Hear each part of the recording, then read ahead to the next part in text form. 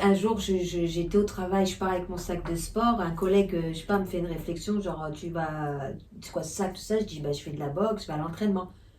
Tiens, tu vas faire de l'aérobox. Là, il commence à me faire je regarde, je dis, mais respecte-moi, je fais de la boxe. Ouais, il me croyait pas. Bon, bref. Quelques jours après, je lui montre une vidéo. Ah ouais, mais tu fais de la vraie boxe.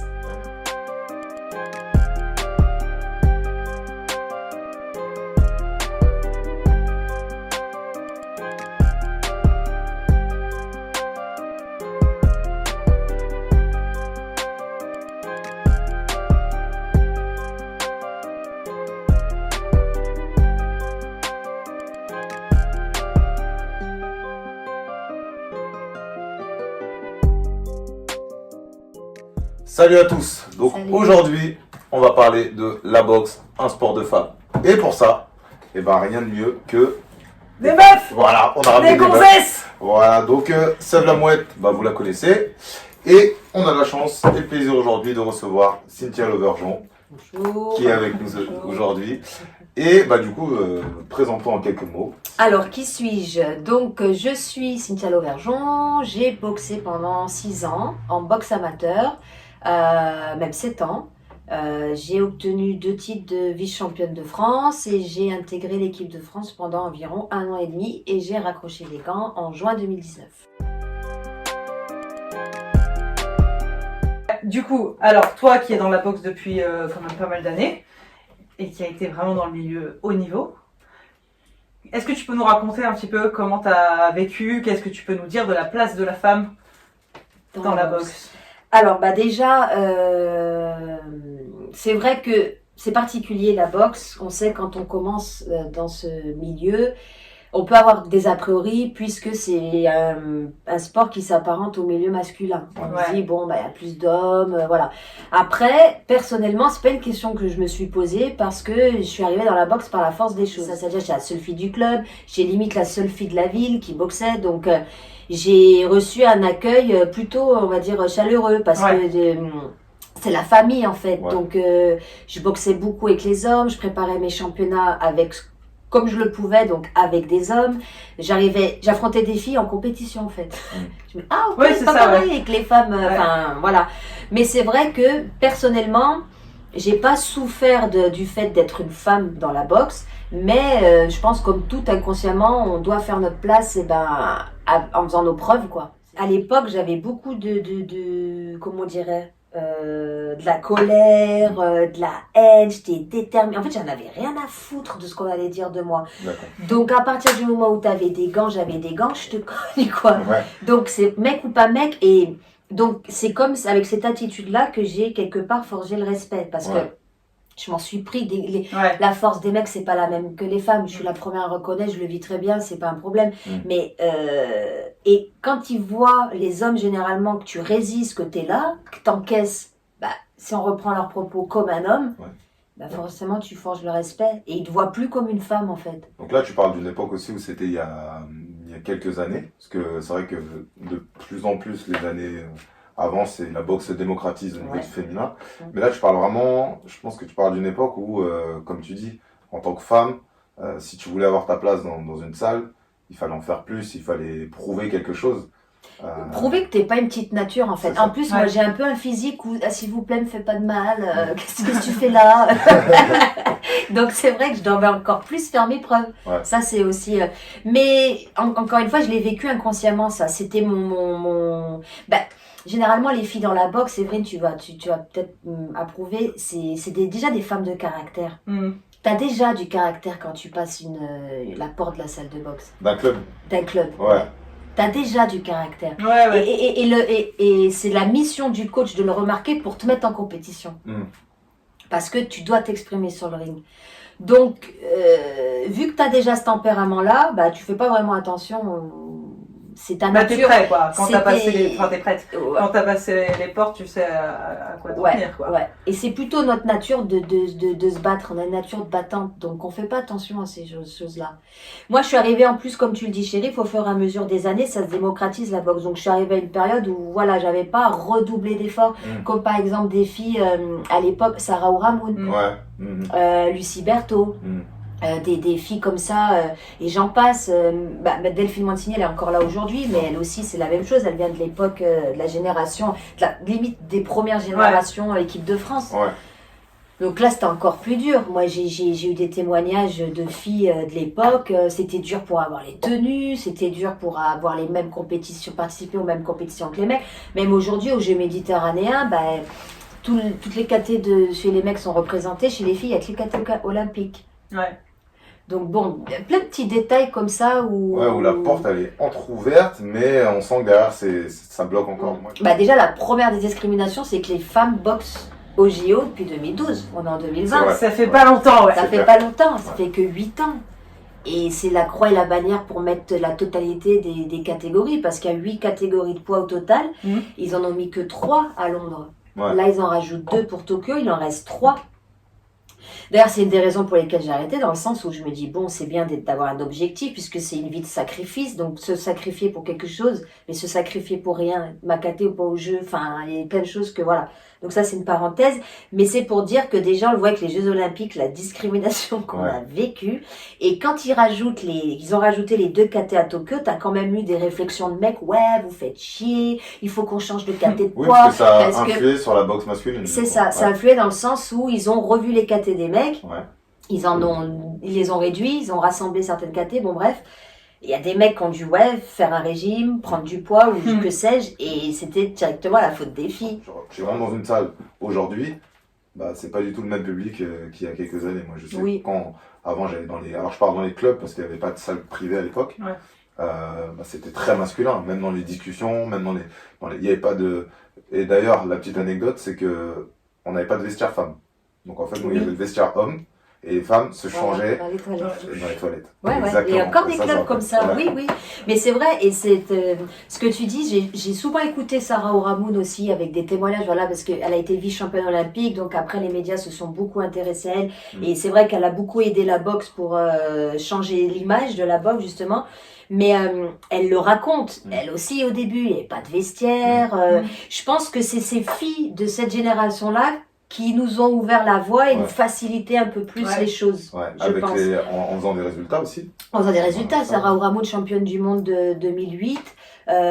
Et c'est vrai que moi, quand je parlais avec les garçons de l'INSEP, ils avaient beaucoup de respect pour Sarah Oramune. Ils mettaient les petites catégories, mettaient les gants avec elle.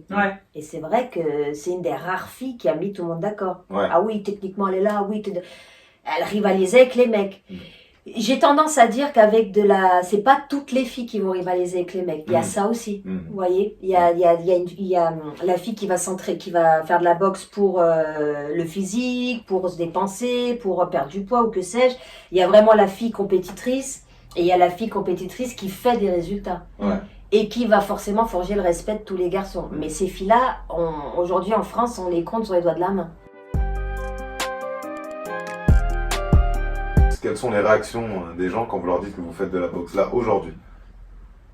Mais c'est toujours les mêmes par contre. Si tu parles de genre n'importe qui, un mec lambda dans la rue, c'est tout de suite, il y a un peu d'incrédulité, ça fait sketch tout de suite. Oh, alors tu m'éclates là tout de suite. C'est pas très sérieux. C'est un peu impressionnant, mais en même temps on tourne un peu la dérision. Parce que tout de suite on tourne à la rigolade. C'est vrai ça. C'est vrai ce qu'elle dit. Tout de suite, tu m'éclates alors, mais il y a tellement de facteurs qui rentrent en compte, c'est-à-dire eux ils s'attendent à ce qu'on soit des Avengers. Genre il se passe un truc de transformation, je sais pas ce que tu fais de la boxe, mais n'importe quoi, je peux me faire déchirer demain, façon de parler, parce que je vais pas me laisser faire. Mais ouais, ce que je veux dire, tu m'attrapes par derrière, je veux dire, on n'est pas des super héroïnes quoi. Et c'est vrai, ce qu'elle dit, c'est souvent l'image qu'ils ont super héroïnes quoi. Alors ça après, je vous le dis, c'est pas que pour les femmes. C'est-à-dire que, en tant qu'homme, quand tu dis que tu fais de la boxe, en fait, il y a aussi, alors, du coup, pour vous, ça va être multiplié par 10. Mais sans le foutage de gueule, je pense. Il y a toujours quand même cette question de la rivalité. Tu dis que tu fais de la boxe, automatiquement, on part dans un, donc tu peux être plus fort que moi, ou tu peux m'envoyer des coups. Enfin, il y a tout cet aspect de violence tout de suite, alors que non, je pratique un sport. J'aurais dit, je fais du tennis, c'est pareil. Il y a le côté dérision en plus. Donc toi, tu m'éclates parce que t'es meuf. Et que tu t'auras pas, toi, sur un homme, il va se mettre un peu en, donc tu peux défoncer tout le monde là. Après, c'est l'état d'esprit de quelqu'un qui ne boxe pas. Voilà. Si vous dites que vous faites de la boxe à un compétiteur, comment il réagit? Ouais, c'est vrai qu'il n'y aura pas cette dimension de notre gueule. Mais on va se faire tester quand même. Mets tes gants, on va voir. Ouais. L'espace sportif, bah, ça met en lumière les discriminations qu'on peut retrouver dans la société en général, en fait. C'est-à-dire que là, on vous dit que vous faites de la boxe, donc vous êtes dans un milieu qui est plutôt masculin, donc on vous teste, vous direz, vous êtes, je sais pas moi, mécano, je dis ça au hasard, ça aurait été pas, toi t'es mécano, parce qu'en fait, je pense que ça vient aussi bousculer nous, notre masculinité, je sais pas comment on pourrait dire, mais vous venez dans un espace où déjà nous on vient chercher quelque chose, et vous venez en tant que femme, on vient travailler autour de notre virilité, autour de la testostérone. Mais c'est quand même, on est quand même en 2020. Franchement, on est en 2020. Ça fait seulement 8 ans qu'on est aux Jeux Olympiques. Sérieux. Est-ce qu'on peut nous faire... Enfin, c'est-à-dire, le sport, ça reste quand même pour moi un des derniers bastions du sexisme. Il y a encore du sexisme, alors qu'aujourd'hui, on voit des trucs quand même où on est dans une société où voilà, un homme peut devenir une femme peut devenir un homme. On a des libertés où voilà, où il y a beaucoup de choses qui se démocratisent. Il y a un changement des mœurs, voilà, on peut pas le nier. Mais il y a quand même cette mentalité à dire la boxe c'est un sport de mec, être mécano c'est un métier de mec. Waouh, la société d'aujourd'hui nous montre bien que tout est asexué en fait. Enfin, je veux dire, une femme peut être pilote d'avion, une femme peut être militaire. Enfin, je pense qu'on a assez prouvé. Donc, au bout d'un moment, pourquoi il y a toujours cette... On doit perpétuellement faire nos preuves. Parce que là, c'est quand même, on parle quand même de choses qui sont physiques, où il est question de la force. Il est question d'un engagement physique et de capacité physique. Un homme en a plus. Plus de force qu'une femme, c'est je le reconnais volontiers. C'est pas un truc qu'on discute, on n'est pas là pour dire je t'éclate. Non, je t'éclate pas. Merci.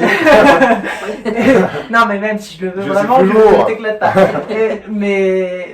Et donc tout ça, c'est des métiers, mécano, conducteur d'engin, la boxe, de bus, ce sont des trucs spécifiques où il est question aussi de la force. Travailler dans des conditions, dehors, sur des chantiers, je sais pas quoi, c'est aussi un petit peu cette supériorité physique qui va leur permettre de faire ces métiers et qui font que ce sont des catégories qui sont masculines. Moi, quand j'ai démarré les combats féminins, bah, déjà ils n'étaient pas mis en avant. Ils étaient souvent mis en début de gala quand j'allais boxer. On mettait les combats féminins en premier, le temps que les gens arrivent. Quand les galas étaient télévisés, alors soit ils n'étaient pas retransmis, soit en tout cas on voyait très peu de boxe féminine, à part ce que je disais, Myriam Lamar et Anne-Sophie Matisse qui ont fait des combats. Et d'ailleurs, sur ces combats-là, même les présentateurs disaient les hommes, les deux boxeurs, moi, ils ont montré justement que deux femmes pouvaient boxer avec force et puissance. Moi, ce combat-là, il m'a marqué. Je faisais même pas de boxe, je l'avais regardé. Moi, j'en faisais, et du coup, quand je regardais, je disais, ok, en fait, des femmes peuvent envoyer. Parce qu'avant ça, pour moi, combat féminin, déjà, deux femmes qui portaient des coups. Après, on a aussi grandi dans une société assez paternaliste, misogyne, où une femme ne se bat pas. Une femme doit être belle, une femme doit être présentable, une femme... donc ce que je dis qui n'est plus entendable aujourd'hui, il y a 20 ans c'était comme ça. Et quand tu dis que je fais de la boxe, t'es un garçon manqué. Voilà, c'était le terme qu'on pouvait employer. Tu fais du foot, t'es un garçon manqué. Et c'est vrai que moi, à l'époque, je suis rentré dans la boxe en me disant c'est un sport d'homme. Mes oncles, mes proches, voilà, c'est ça, c'est les hommes. C'est un sport. Déjà, toi, tu fais un sport que tous les hommes n'osent pas faire, parce que c'est dur, on prend des coups. Alors, question des femmes. Mais c'est vrai ce que tu dis, c'est pour ça qu'il y en a qui sont plus, les mecs, plus piqués que d'autres sur le fait de. Il y en a qui vont bloquer sur le fait de toujours faire leur preuve face à toi. En fait, et donc, tu le vois en mise de gants, quand tu mets les gants avec des mecs, t'en as qui ont rien à prouver, qui sont assez à l'aise avec ce qu'ils sont, avec leur carrière, et qui vont te laisser, qui vont te permettre de travailler super bien, ils vont s'adapter exactement. La force, ils vont pas forcément adapter leur technique, parce que techniquement on peut rivaliser les femmes. C'est là pour moi il n'y a aucun doute, c'est au niveau de la puissance, de la force, ok, mais techniquement on peut rivaliser. Donc tu vas pouvoir travailler super bien avec un mec qui est là, serein, avec ce qu'il est. Et t'en as d'autres, mais ils veulent ta peau. Tu le vois dans leur... c'est soit moi, soit lui. Et même au départ, avant même que la mise de gants commence, le fait qu'on ait demandé à ce gars-là de mettre les gants avec une meuf. Ouais. Juste avant que ça commence. Ouais. Il est piqué. Ouais.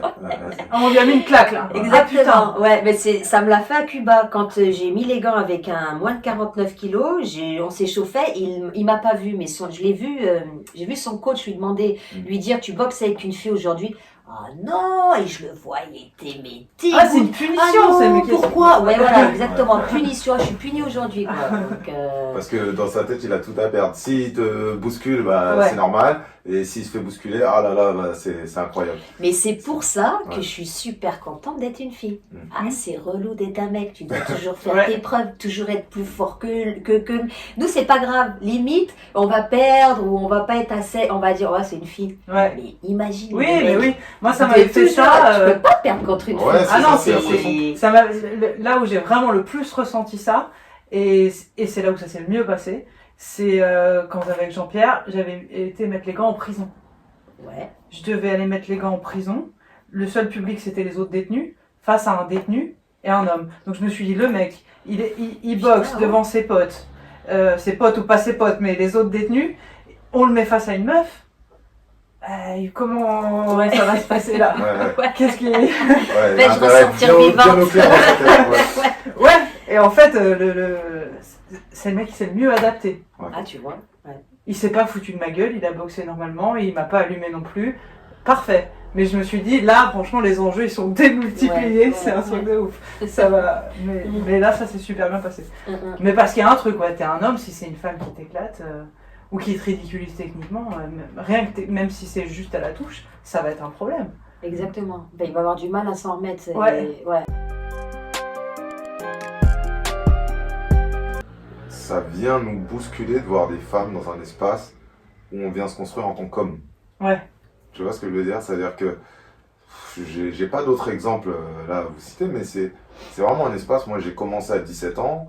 On passe de l'adolescence à l'âge adulte. On se construit en tant qu'homme. On vient chercher du danger. On vient dans un espace où, ouais, bah là, on va prendre des comptes. Et là, tu vois d'autres femmes qui font aussi bien que toi, mieux que toi parfois.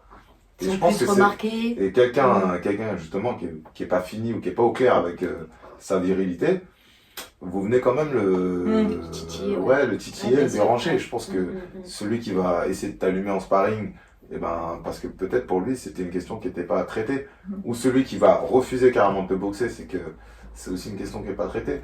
Quelqu'un qui est au clair avec ça, il se dit bon bah elle me touche, c'est la boxe. Je pense que lui il a réglé ce problème-là. C'est aussi un Ouais. moyen de voir aussi. Ou même, je vais progresser avec elle. C'est ça. En fait, je pense que quand tu passes l'aspect compétition, sachant que c'est un rêve pour beaucoup d'hommes, et déjà chez les hommes, il n'y en a pas beaucoup qui le passent. Quand tu vois le nombre de boxeurs amateurs, non, tu regardes le nombre de boxeurs loisirs, donc la base loisir c'est la plus grande. Tu regardes déjà le nombre qui passe le cap en amateur, donc tu peux diviser par 3. Et après en pro, on est encore dans autre chose. Mais déjà tous ceux, combien, là il y en a encore que je connais, j'ai commencé la boxe, ils ont commencé la boxe, ils boxent encore, ils ont toujours pas passé le cap, ils sont encore en train de se dire oui mais demain je passerai amateur, je ferai mon combat. Et là bah t'arrives et t'as une femme qui a une dizaine de combats amateurs, une trentaine, une quarantaine. Et toi t'en as pas fait un parce que tu t'es toujours trouvé des excuses et machin. Donc je pense qu'à un moment, ouais effectivement ça donne une crédibilité. Et tu te dis, ça bouscule. Tu te dis, bah, cette meuf-là, elle a eu plus de couilles que moi. La boxe, ça a été... Ah, j'ai perdu mon latin. Ça a été créé au XVIIIe siècle, Ouais, tu vois. On est au XXIe, ouais. c'est ça. Hein. C'est Donc ça. il y a quand même 3 siècles où ça commence à C'est bouger. clair. Allô, moi, franchement, c'est-à-dire une fille comme... Non, mais c'est vrai. Une fille comme Clarissa Shields. Ouais. Qui a été double championne olympique. Donc comme un mec comme Lomachenko, elle a été double champion olympique lui aussi. Clarissa Shields, j'aime beaucoup, moi, ça, parce qu'elle fait beaucoup de bien à la boxe féminine, comme tant d'autres. Hein, pour moi, une fille comme Myriam Lamar, encore une fois, Sarah Ouramoun, Anne-Sophie Matisse, oui aussi, je néglige pas ses performances, mais une Lamar, c'est... je te pète dedans, tu vois, j'aime beaucoup sa mentalité, moi, à Myriam Lamar.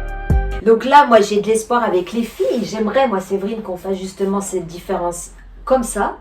Genre, les filles en boxe pro, on fait pas comme vous les mecs, nous, on s'affronte. Ben, ça, ce serait beau, ça. Et il y a matière en France, regarde. J'ai un peu... je suis allée voir un peu le site de la Fédé. J'espère que c'est mis à jour, hein, la Fédé, merci, s'il vous plaît. Je passe pas pour... voilà.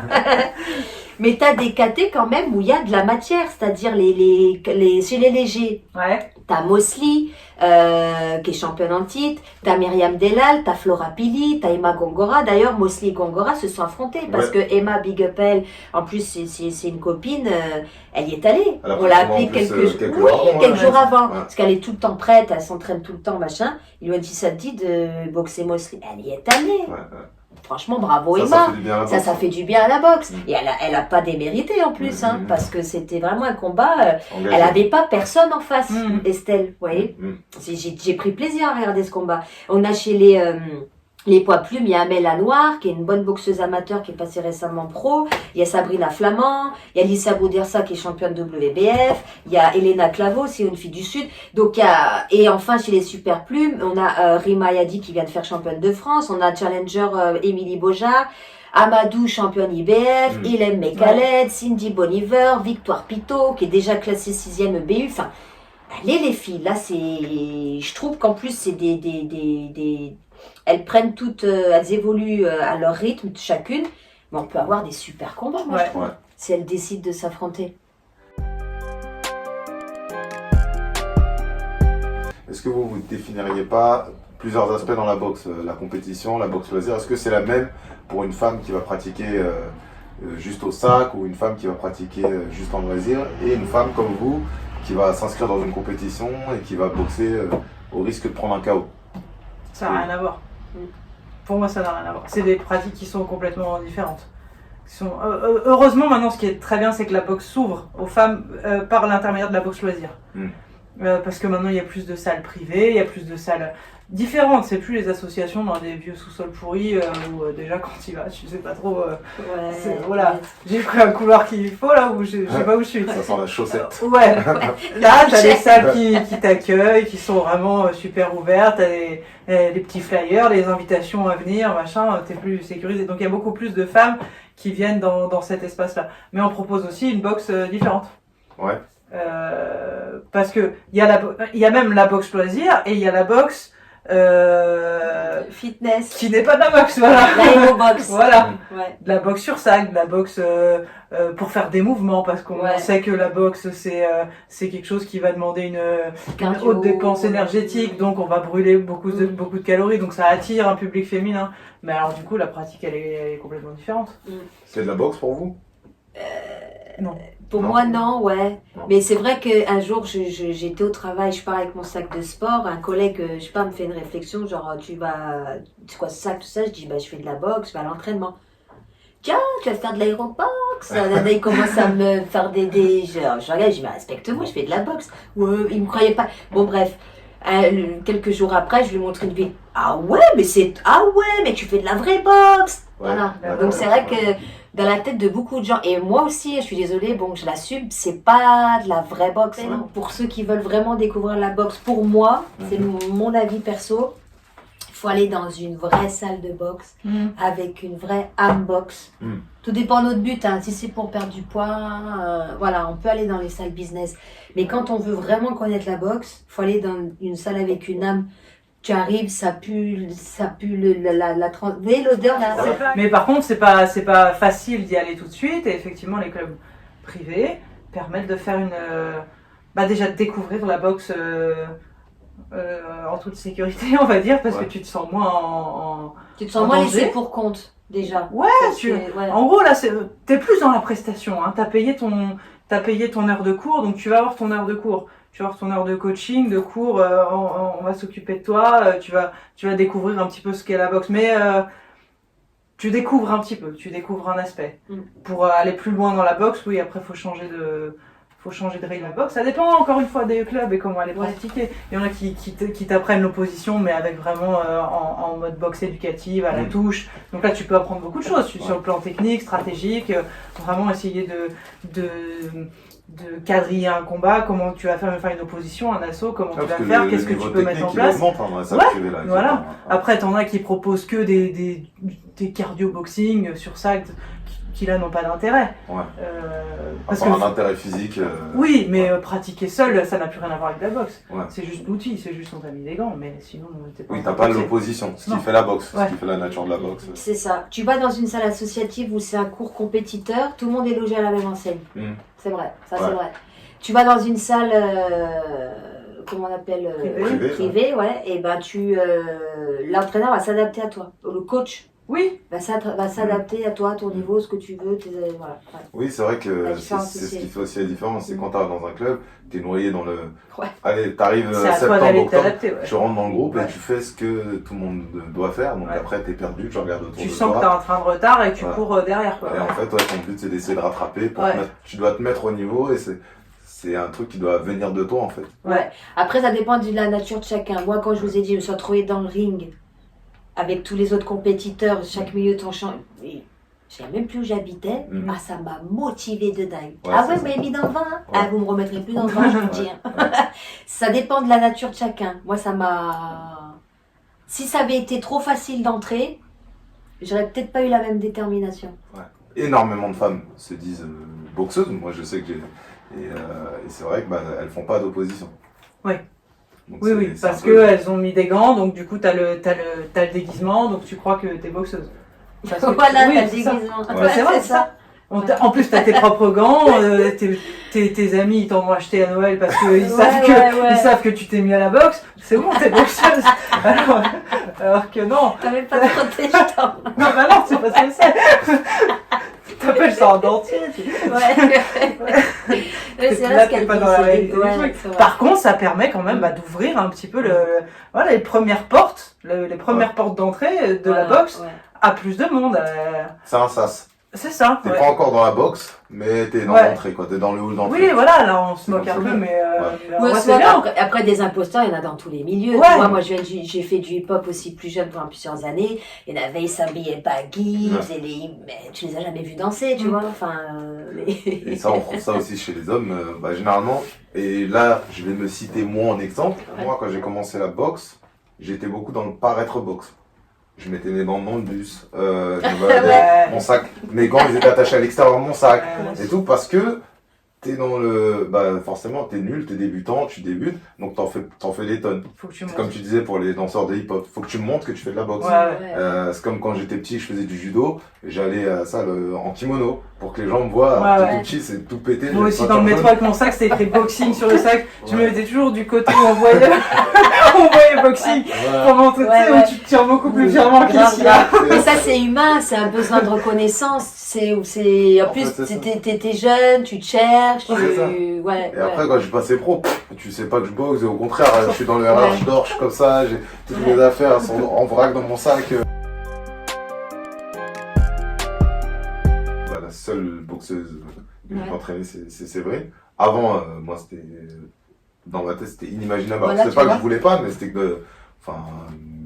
pour moi, ça n'existait pas en fait. Voilà, je t'ai même pas posé la question. Et c'est quand j'ai commencé à voir, en fait, à l'entraîner et à voir que, putain, je lui donne rendez-vous telle heure pour aller courir, pour faire un 10 bornes.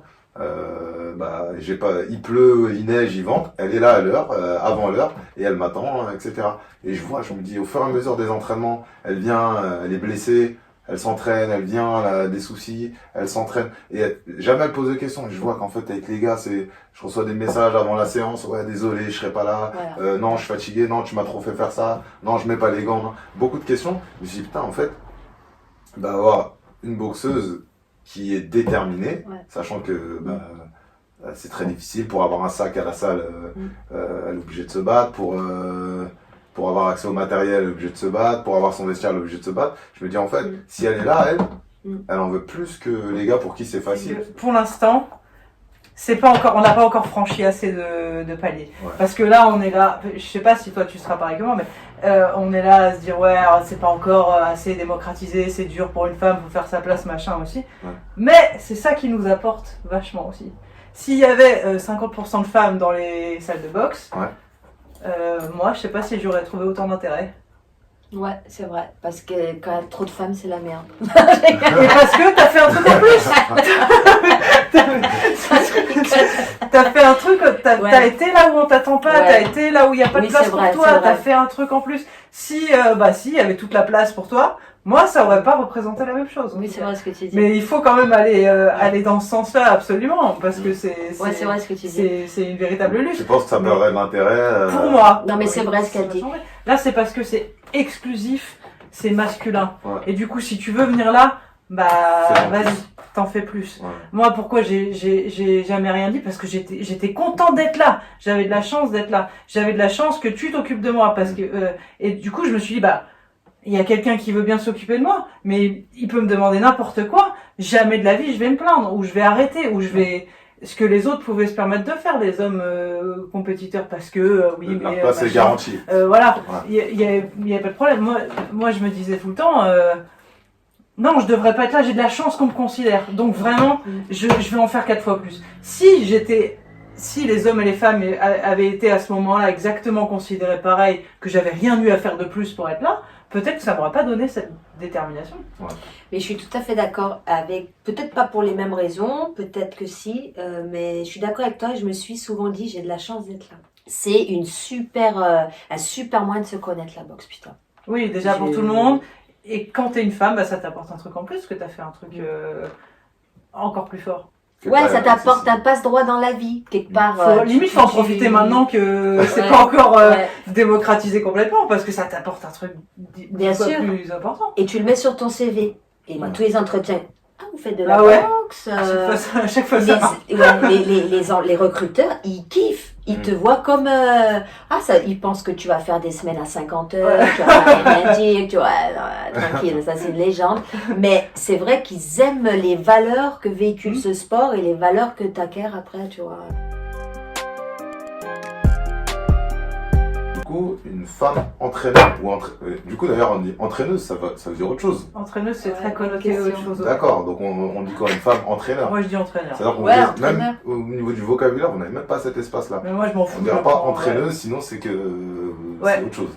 C'est que t'as d'autres compétences. Donc en tant que coach, on va dire coach, en tant que femme coach, est-ce que vous sentez aussi une différence quand vous avez un élève homme ou un groupe? Comment ça se passe? Par exemple, tu rencontres quelqu'un que tu entraînes pour la première fois en tant qu'homme. Est-ce qu'il y a quelque chose qui se joue ou... Pas tout le temps, mais des fois. Et moi, c'est un truc que j'aime beaucoup parce que ça me fait marrer. Quand je sens la déception chez un mec qui découvre que c'est une meuf qui va l'entraîner, ça m'amuse beaucoup. Et ça va me donner un petit challenge en plus que j'aime bien. Mais parce que après, une fois que tu sais faire aussi et que tu as un peu d'expérience et que du coup tu peux te tranquilliser sur le sujet, au début ça rajoute une épreuve. Quand t'es pas sûr de toi, tu commences, t'es pas sûr des conseils que tu vas donner. Si tu vois qu'en face t'es pas du tout crédible parce que t'es une meuf et que du coup t'as rien à dire, c'est plus difficile au début. En tout cas, j'ai remarqué l'inverse aussi, que des fois des hommes sont contents que ce soit une femme. C'est pas la même approche, tu vois. Et pourquoi? Est-ce que c'est pour toujours les mêmes idées? Par exemple... Tu serais content pourquoi d'avoir une femme en tant qu'entraîneur? Pour ma part, moi j'aime beaucoup quand je commence les coachings, j'ai envie qu'ils comprennent tout de suite ce qu'est la boxe. Ouais. Parce que j'ai pas compris tout de suite, moi. J'ai pas compris cette notion stratégique, tu vois. Moi, c'est fallait y aller, quoi. Bref. Mais, tu les canalises. Ouais. Tu leur montres vraiment l'aspect sportif, tactique. Ouais, j'aimerais qu'ils captent tout de suite ce qu'est la boxe, que c'est l'escrime des points. Mais là, du coup, c'est un peu un préjugé inversé. Ouais. C'est-à-dire que là, on peut croire que souvent les hommes n'ont pas cette finesse-là, ce que tu dis, mais je pense que c'est pédagogie. Parce que tu peux avoir des femmes à l'inverse, qui vont en faire un peu trop, qui vont justement se rendre plus dur que ce qu'il faut être, qui vont être un peu dans la caricature, Comme à l'inverse des hommes aussi qui sont dans la caricature. À chaque fois, fois. voilà, vous voyez, je suis une baltringue. Je fais de la boxe, j'ai peur déjà. En fait, votre expérience en tant que boxeuse, et vous avez fait de la compète, ça vous parlait avec 3/4 des hommes qui boxent, vous avez autant, voire plus d'expérience qu'eux, vous n'avez rien à prouver en fait. Quand vous arrivez, ça se voit, on le sait.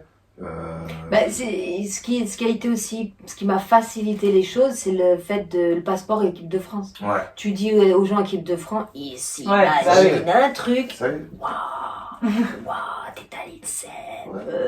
Enfin, j'étais pas pensionnaire, mais bref, c'est. Moi, j'ai conscience de la réalité et les gens, ils sont dans une matrice. Waouh, t'es tueuse. Bon, bah alors, forcément, ça flatte, mais même si tu sais dans ta tête que bon, il y a tueuse et tueuse. Mais voilà, ça te donne un passe-droit, une crédibilité de ouf direct. Et je tiens aussi à préciser, parce que là, pour celles qui voudraient commencer la boxe ou autre, c'est quand même un milieu où tu croises des belles personnes, que t'es souvent quand même, je tiens à le préciser, t'es souvent respecté, hein. T'es pas, tu vois, comme je disais, bon, on n'est plus à l'époque des premières qui ont dû se battre, la première génération, années 2000. Voilà, même s'il reste encore des choses, ça reste quand même un milieu où les femmes sont la plupart du temps respectées, quoi. Maintenant, tu vas dans une salle, et tu vas au Muro, tu vas à Garches, tu vas au Boxing Beat, tu vas n'importe où d'autre. Pour ton premier cours, tu vas voir au milieu du ring en shadow les compétitrices et les compétiteurs. Et peut-être que le style d'une compétitrice va te donner envie de faire de la boxe. Exactement. Et peut-être que dans 5-6 ans, on aura des champions de France qui diront, voilà, moi la première fois je suis venu, j'ai vu une telle au Cap d'Ours s'entraîner. Donc ça, c'est vraiment cool, parce qu'avant, ça n'existait pas. Ça. Donc la boxe me manque parce que, mais à côté de ça, j'ai réussi à revenir dans le milieu du journalisme. Ça aussi, c'était un combat à part entière, hein, parce qu'on voit que le ring, qu'il faut se battre sur le ring, mais à mon sens, il faut se battre aussi dans la vie, c'est le combat le plus important, et le ring t'aide bien évidemment. Mais donc j'ai réussi à revenir dans le journalisme. Je fais beaucoup de manifs parce que en France ça va mal, notre pays est malade, mais j'ai retrouvé l'adrénaline du ring. Ouais. Ah ouais, quand ça pète, quand ça gâte avec Ron. On dirait le ring. Je vais mettre ton Insta. C'est gentil. Aller au charbon. Là. Mais je dis à mes collègues en fin de journée, je dis putain, on dirait que je viens de faire un combat de boxe. Tellement il y a le stress, tellement là. Bon voilà. Donc c'est très dur aussi, je voulais dire, c'est très dur de combiner les deux, une vie professionnelle et une vie sportive, mais c'est faisable. Voilà, et une vie personnelle en 3e niveau, là ça devient impossible. Ouais. Alors depuis que j'ai arrêté, je vis ma vie de femme et je suis... Waouh, ça me fait un bien fou. Voilà. Merci beaucoup en tout cas. Merci. Ça m'a fait vraiment plaisir de te recevoir. Et puis on espère peut-être à une prochaine pour une autre vidéo, parce que franchement on avait plein de choses à se dire, on a abordé plein de sujets. Je vais encore galérer au montage, mais on va essayer de faire quelque chose de bien. Et puis très bientôt pour la prochaine. Ciao. Salut.